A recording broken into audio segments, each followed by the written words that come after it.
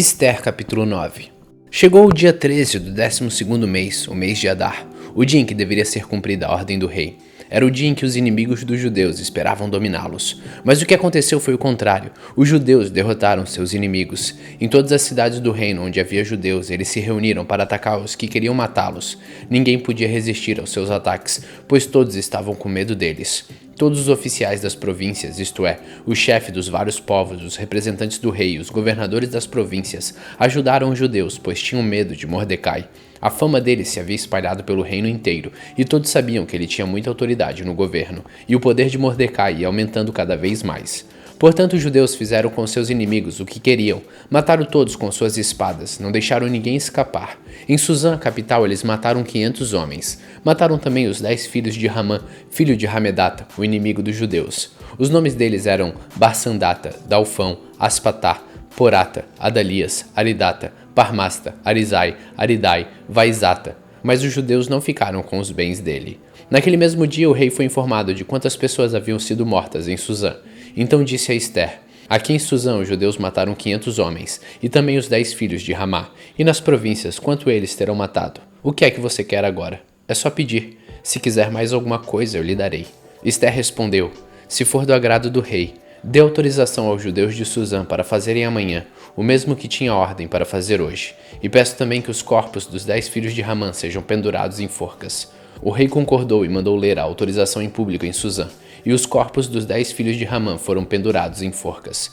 No dia 14 do mês de Adar, os judeus de Suzã se reuniram e mataram mais 300 homens na cidade, mas não ficaram com os bens deles. No dia 13 do mês de Adar, os judeus das províncias se reuniram e se defenderam. Mataram 75.000 inimigos, e assim se livraram de todos os que os odiavam, mas não ficaram com os bens dos mortos.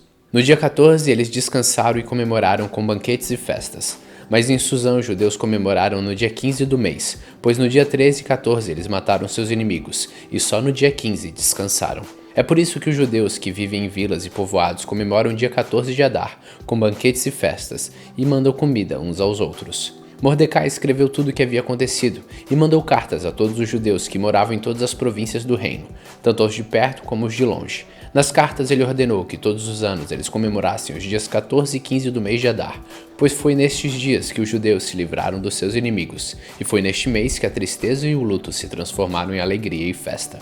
Portanto que dessem banquetes e festas, mandassem comida uns aos outros e distribuíssem presentes aos pobres. Assim os judeus, de acordo com o que Mordecai tinha escrito, começaram o costume de comemorar esses dias. Ramã, filho de Hamedata, descendente de Agag e inimigo dos judeus, tinha planejado acabar com eles e tinha mandado tirar sorte, chama-se isto de Purim, para resolver em que dia ia matá-los. Mas Ester foi falar com o rei e lhe ordenou por escrito que o mal que Ramã havia planejado contra os judeus caísse sobre o próprio Ramã.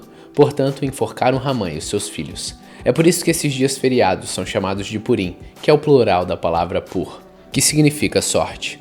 Como resultado da carta de Mordecai e de tudo que os judeus tinham visto e das coisas que aconteceram, eles resolveram que eles mesmos e os seus descendentes e os que convertessem ao judaísmo seguiriam o costume de comemorar todos os anos esses 2 dias, conforme Mordecai havia escrito. Ficou resolvido que daí em diante toda a família judaica em todas as cidades das províncias do reino comemoraria a festa do Purim, para que os judeus lembrassem sempre do que havia acontecido. Nunca em qualquer época deixariam de comemorar essa festa. A rainha Ester, filha de Abiail, também escreveu uma carta junto com o judeu Mordecai, dando a todo o seu apoio à carta que Mordecai já havia escrito a respeito da festa do Purim.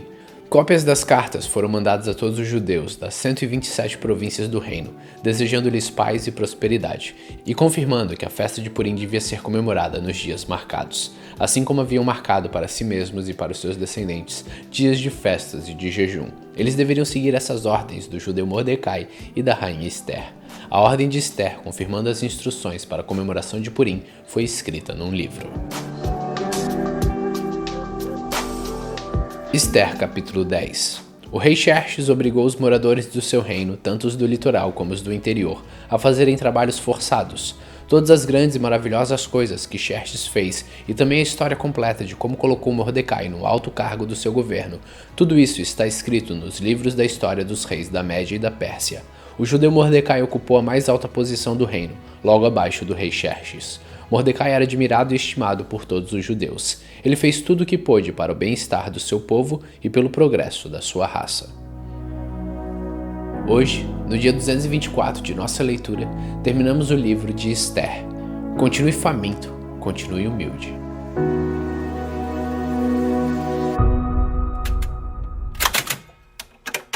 Salmos capítulo 41. Felizes são aqueles que ajudam os pobres, pois o Senhor Deus os ajudará quando estiverem em dificuldades.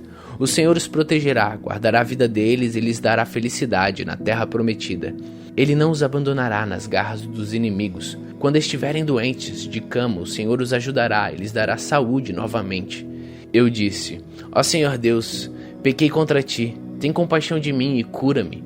Os meus inimigos falam mal de mim e perguntam: quando será que ele vai morrer e ser esquecido? Se algum deles vem me visitar, não fala com sinceridade e ainda junta más notícias a meu respeito para sair espalhando por aí afora. Todos os que me odeiam falam de mim, cochichando e pensando que o pior vai me acontecer. Eles dizem assim: ele está muito mal mesmo e não vai se levantar mais. Até o meu melhor amigo, em quem eu tanto confiava, aquele que tomava refeições comigo, até ele se virou contra mim. Ó Senhor Deus, tem compaixão de mim e me dá saúde novamente, para que eu dê aos meus inimigos o que merecem. Eles não me vencerão e assim ficarei sabendo que tu me aprovas. Tu me ajudarás porque faço o que é direito e me deixarás ficar para sempre na sua presença. Louvado seja o Senhor, o Deus de Israel. Louvado seja agora e para sempre. Amém e amém.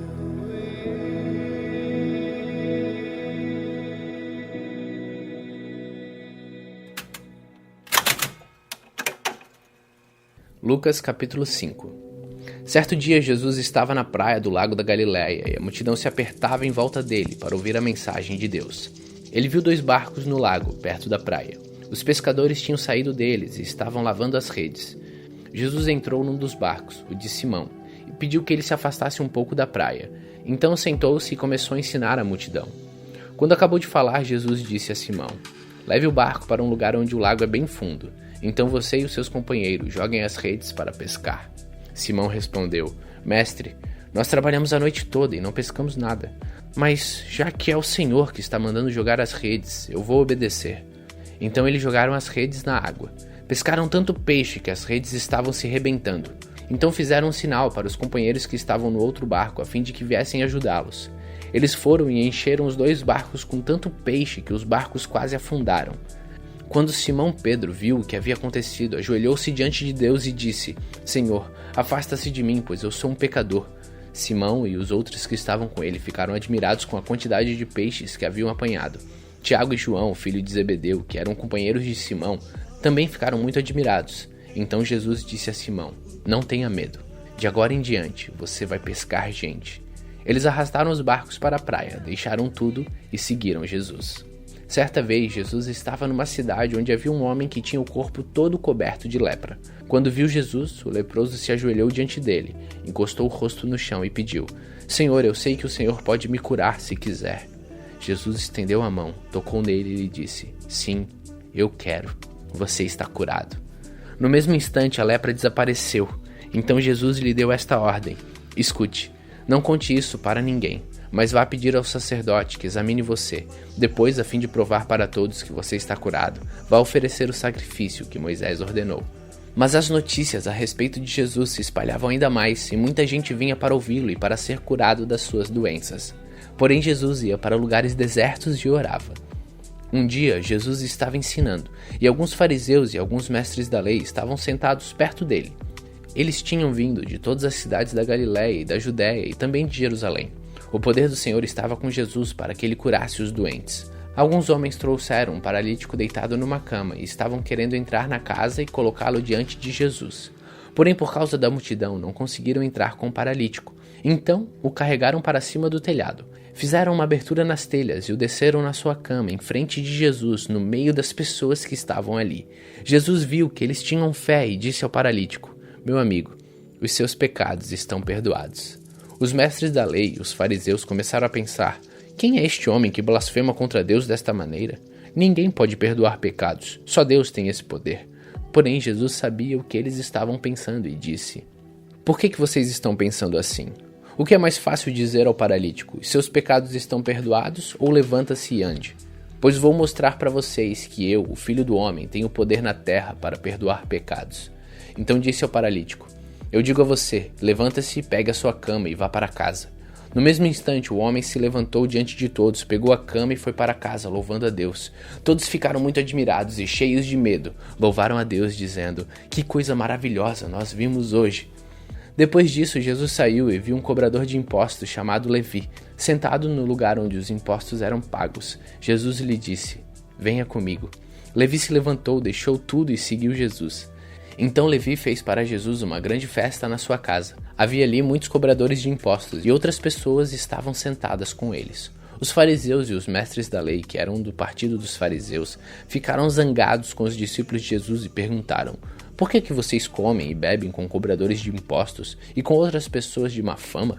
Jesus respondeu: os que têm saúde não precisam de médico, mas sim os doentes. Eu não vim para chamar os bons, mas para chamar os pecadores, a fim de que se arrependam dos seus pecados. Algumas pessoas disseram a Jesus: os discípulos de João Batista jejuam muitas vezes e fazem orações. Os discípulos dos fariseus fazem o mesmo, mas os discípulos do Senhor não jejuam. Jesus respondeu: vocês acham que podem obrigar os convidados de uma festa de casamento a jejuarem enquanto o noivo está com eles? Claro que não. Mas chegará o tempo em que o noivo será tirado no meio deles, então sim, eles vão jejuar. Jesus fez também esta comparação: ninguém corta um pedaço de uma roupa nova para remendar com roupa velha. Se alguém fizer isso, estraga a roupa nova e o pedaço do pano novo não combina com a roupa velha. Ninguém põe vinho novo em odres velhos. Se alguém fizer isso, os odres rebentam e o vinho se perde e os odres ficam estragados. Não, vinho novo deve ser posto em odres novos. E ninguém quer vinho novo depois de beber vinho velho, pois diz: o vinho velho é melhor.